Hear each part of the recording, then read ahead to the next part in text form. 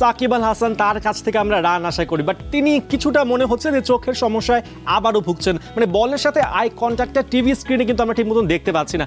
আপনিও কি ফিল করেছেন যে সাকিব কিছুটা প্রবলেমের মধ্যে পড়েছেন চোখ নিয়ে?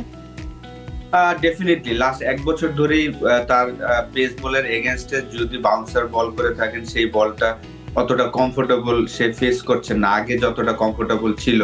এশিয়া কাপ থেকে শুরু হয়েছে, আমি মনে করি যে পাতিরানার বলে একটা সে কাট করতে গিয়েছিলেন, সেই বলটা তার গ্লাভসে লেগে কিপার ব্রিলিয়ান্ট একটা ক্যাচ নিয়েছিল।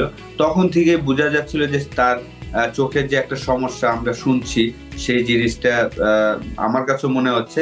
যদিও লাস্ট ম্যাচে আমার কাছে মনে হয় যে তার স্টান্স বলেন, হেড পজিশন অনেকটা নর্মাল ছিল, কিন্তু তার আগে যদি আমরা খেয়াল করে থাকি যে অবশ্যই তার যে একটা চোখের ভিশনে একটা সমস্যা, তার স্টান্স বলেন, দাঁড়ানো বলেন, হেড পজিশন সবকিছুতে একটু ফানি লাগতো।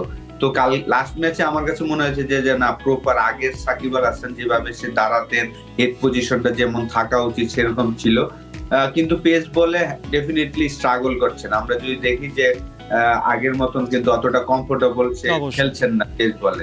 এখন Walton fridge, TV, AC, washing machine ও ফ্যান কিনে অনেকের মতো আপনিও হয়ে যেতে পারেন মিলেনিয়ার। সেরা পণ্যের সেরা অফার, ওয়ালটন মিলেনিয়ার।